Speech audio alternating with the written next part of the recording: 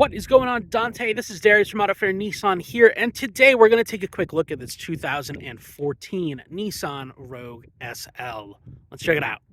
Under the hood here, we're going to have a 2.5-liter four-cylinder engine mated to a CVT transmission and all-wheel drive, which is going to get you mid-20s for fuel economy, realistically, as well as great wintertime performance with that all-wheel drive system. It is a fully automatic all-wheel drive, so you don't have to do anything to change or make any settings adjustments for anything to happen. So you get that awesome winter performance with this car. Another thing that's going to help with your wintertime performance are going to be the nice Goodyear tires on it. These are Goodyear Assurance tires. Look good, pass inspection, no problem. Got plenty of tread life left in them. Part of the SL package for this car, by the way, you do get the bigger alloy wheels. You got fog lights down there, LED daytime running lights here in the headlights as well. Let's take a look at the back. From the back of the car here, you're going to see you've got your badging for your Rogue, for your SL, and the all-wheel drive right there as well. You've got your awesome chrome bumper protector, so if you're sliding stuff up into the trunk, you're not going to damage the paint. From the key fob right here, we're going to have our buttons here for lock, unlock, trunk, alarm, and then we've also got a remote starter added on. That's going to be an aftermarket unit, so you've got this little remote for that. You just press and hold to start it up. So if we want to pop that trunk open, we're just going to press and hold that button right there. It's going to do that beeping. Pop the trunk right open, fully motorized, very cool. You're going to have your all-weather trunk mat in here.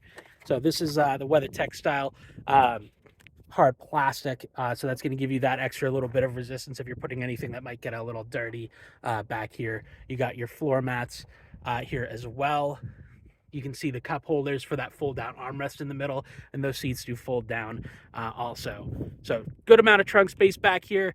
If we want to close this trunk up, all we have to do is press that button right there, and it's going to power down on its own. Very cool. I'm going to give you a little side profile of each side real quick, just so you can see how it looks. Here is the passenger side of the car, and we're going to jump over the driver's side. And there's the driver's side for you. Onto the back seat.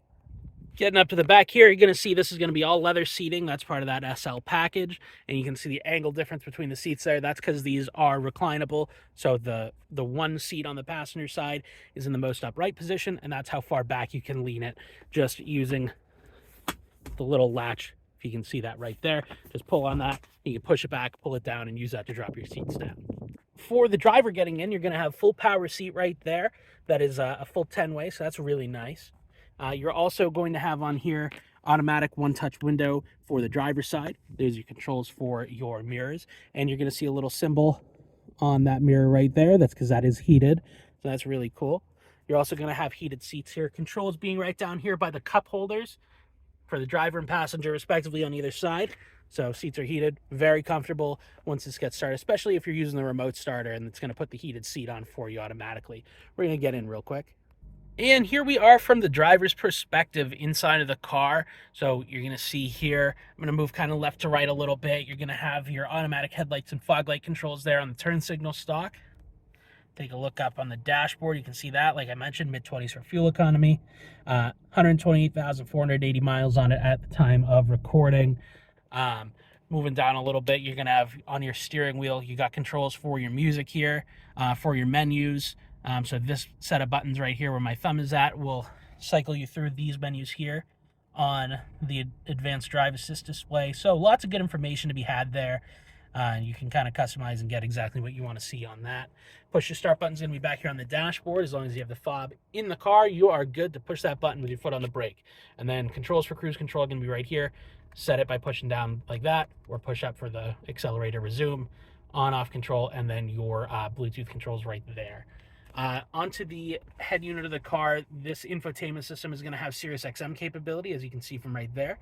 It's also going to have navigation. As you can see, you've got the buttons here for it and the actual map view itself. You do have this button for camera because this does have the around view monitor system. So when I just put it in reverse there, you're going to see your backup camera and your overhead view pop up. And I can cycle through some of the views with this. So you got the passenger side front wheel right there. Great for curbside parallel parking. And press it again, it's going to go back to that overhead view. If I put it back in park, or if you're in drive or anything, you can also look at a view of the front. So that is in front of the car right there, and the overhead, same thing, press that, it'll cycle through. So that's pretty handy for you for controls right there. This does have Bose audio, by the way. Maybe a little hard to see with the sun glare, but that is one of your Bose speakers up front. So sound quality is great. Climate control is dual zone. Passenger side and driver side controls are going to be separate on these knobs, and then they just share the fan speed and the mode right here. So you can have completely different temperatures for the two of you. Or if they are separate, you can push that and it'll sync back up to the driver side controls.